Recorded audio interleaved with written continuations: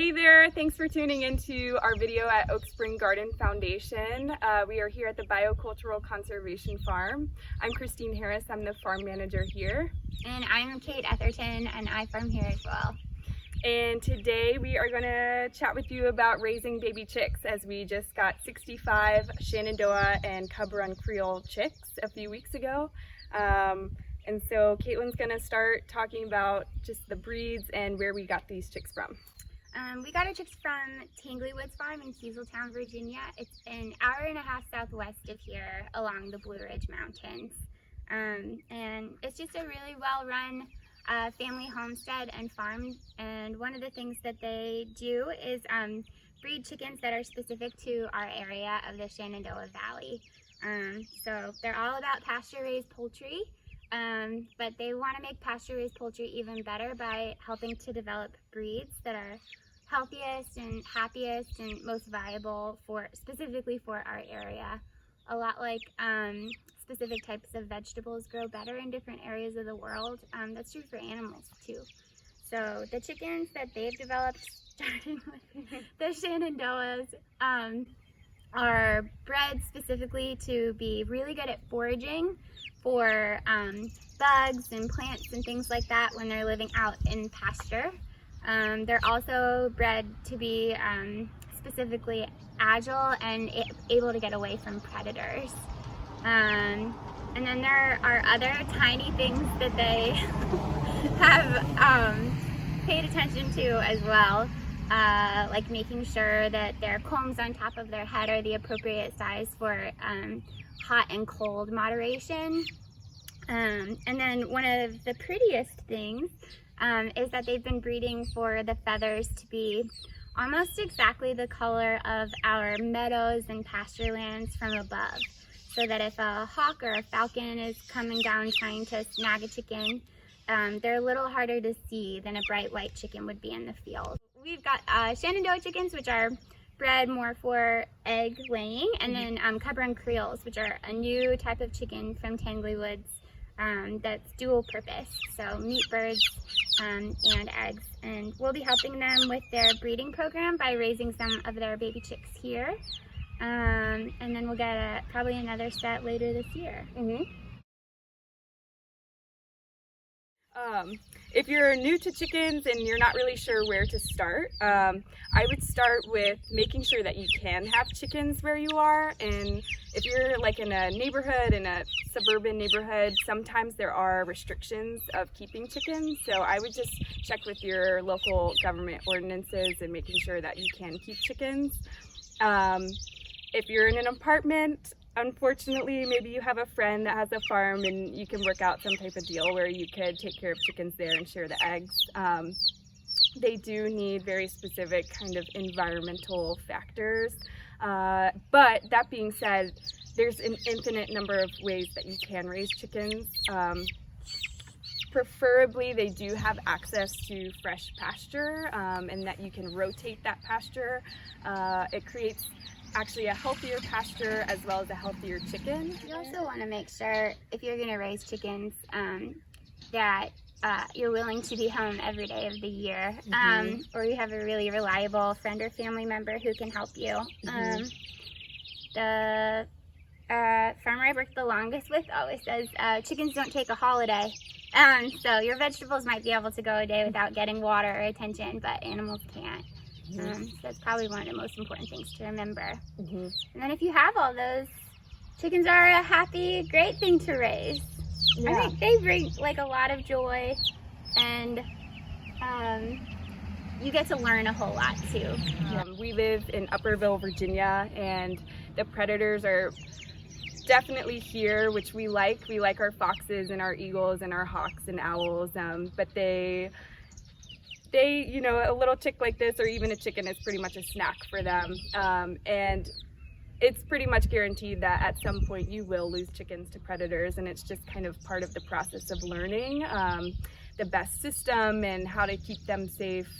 If you're on a farm and you're able to get guardian dogs such as Great Pyrenees, or there's an assortment of dogs that are really kind of suited for that type of protection. They can be really great at keeping predators away. Other ways that you can keep predators off of your chickens include overhead bird netting, which if they're in a more kind of permanent spot on your farm, that's a pretty easy way to keep at least your aerial predators, so your birds, away from your chickens. Also electric, either poultry netting or some type of wire, is also pretty necessary at keeping some of those predators away too. And I will say raccoons, possums, weasels, which we have out here, they can get through holes, the size that a mouse could get through. So really just kind of whether it's chicken wire can be a hit or miss. Raccoons can actually pull poultry wire, chicken wire right off of a structure. So hardware cloth is usually the better bet. So I guess what we'll do next is go check out the brooding setup. So basically brooding is just raising chicks. So whether that is a mother hen that's naturally raising her chicks or humans that are raising chicks for production or keeping, we can go check out their setup inside. And so here we have two kind of just aluminum stock tanks. You can use a variety of different brooding containers. You could use the large Rubbermaid stock tanks. Some people even use cardboard boxes. I would just be weary with the cardboard boxes because they do poop a lot, and you're just going to have to be changing that out quite frequently. And there's a variety of other things. People make them out of plywood and hardware cloth. So really, you can let your creativity shine. The aluminum stock tanks, they're a little bit more on the pricey end. I'd say they're about, I think I got these for $95 each, but we decided to go ahead and make that investment just because we're going to be keeping chickens for a long period of time here at the farm, and we can use them for other things, and they last a really, really long time. You want to put a thin layer of some type of medium on the ground, and we just use pine shavings. You can pick those up at your local farm store. And that just kind of gives them something to grip so they don't slip and slide. They can slide on cardboard, the tank, everything, they can hurt themselves. And also it gives them something to scratch as well, which is really important for chicks. It also helps to absorb any water that they splash out of their water feeder, which is pretty important because a chick falling into a water feeder or getting too wet or having a pool of water sitting in their tank can get wet and kind of go into a sort of hypothermia pretty quickly. So that's a mistake to avoid as a first-time chicken owner. Yeah. It's important that you have a water feeder as well as a food feeder. And with the water feeder, when you first bring the chicks home, I would just have the water in there and not the food. And as you bring your chicks out, whatever it is, wherever you got them, I would take each and every chick and kind of just gently dip its beak into the water until it starts drinking water, and then you can set it down. And that's just to let the chicks know that, this is your home for a little while, here's the water, and also just encourages them to drink because they are going to be dehydrated on that ride over to your new home. And then there's a variety of different types of feeders for the food. The long ones here, there's pros and cons to all of them. Unfortunately, with these long ones, they do like to stand on it and eat, and that means that they're also using the bathroom on the food. So it's just, you have to check on the chicks multiple times a day anyway, to give them fresh water and to give them fresh food. Another thing about the food is the type of food. So there's different types of food depending on the stage of life that the chicken is in. So when they're chicks, until they're about, and it kind of varies, like 8 to 10 weeks old, it's important that they're on a chick starter or chick crumble, and then they can kind of gradually make their way to their adult food. Just before this section of the video, we tossed in a nice big clump of chickweed, which is a weed that grows all over the place, probably in your backyard right now. And humans can eat it too, but chicks especially really love it. And especially when it's in its seed formation stage, they love to pluck the little seeds off, but they eat the entire plant.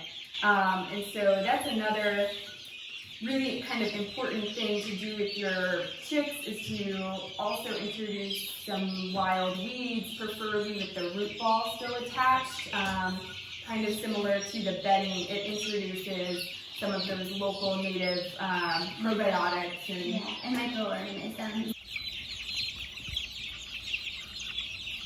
The other really important thing with brooders is light, temperature, and just overall kind of protection. So we don't have their lights on anymore. However, when you first get your chicks, it's really important to have some type of heat lamp in there. And there's a variety of different ones on the market. You have your red kind of infrared lights, as well as just a standard white heat lamp. The red infrared lamps, I think, are a little more preferable just because they don't disrupt the chicks' awakened sleep cycles and keep them awake at night. And you want to gradually kind of step your chicks down as far as the temperature goes as they age. So there's some really wonderful charts in Harvey's book that we had mentioned, but typically in those first couple of weeks you want it about 95 degrees, and then every week to 2 weeks you want to step the temperature down about 5 degrees until it basically matches what the outdoor temperature is.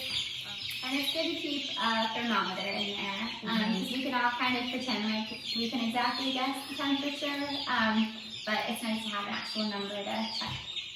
Yeah, and I guess really the only other thing with their tank is some type of overhead protection. We kind of just threw this together, but it's basically just hardware cloth and some heavy pieces of wood. We had cut out a section of the hardware cloth that we could attach the lamp to the side of the tank. And then as we moved the lamp away, we just attached the lamp to the pieces of wood.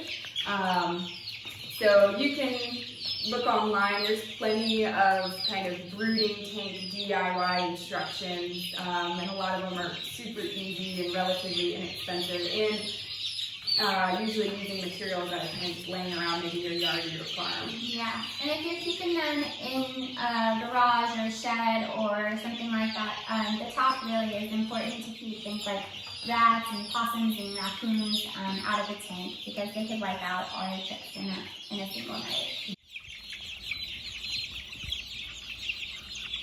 And depending on what the temperature is in your tank, if you have a lamp at 95 degrees, really watch out for the water because it can evaporate pretty quickly. So first thing that we do in the morning is take out their food and water. We go to the spigot and fill their water up.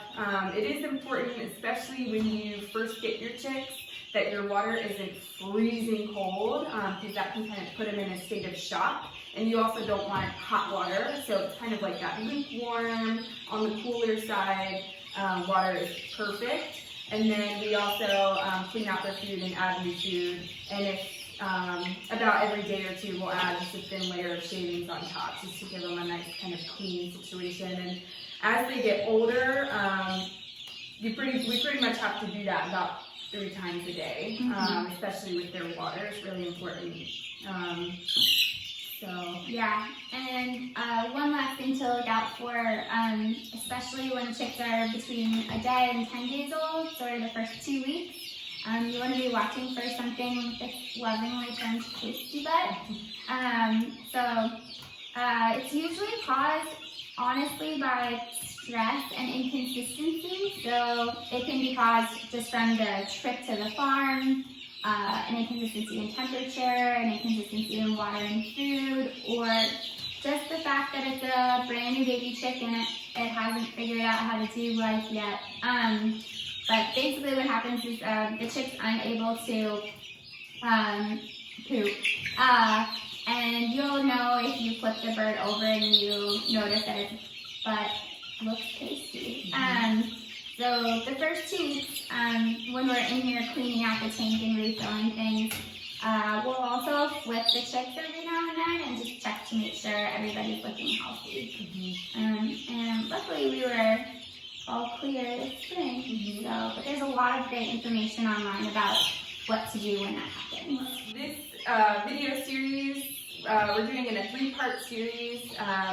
So today was about the chicks and how to care for them. Our next video is going to be once we get the chicks on the pasture and they're comfortable and they're a little bit bigger and we know everything is working well with our system. We'll do a video just on raising chickens on pasture and kind of like the tips and things to watch out for there. And then we'll do a video once they start laying their eggs, which is typically around 5 months. So that we're looking at about October in the fall time. And we'll kind of do a video on collecting eggs and washing them and just how to take care of your layers and so forth. So we're really, really excited to welcome these guys to the farm. And again, if you have any questions, please feel free to ask below and we'd be happy to answer them. All right, thank you so much.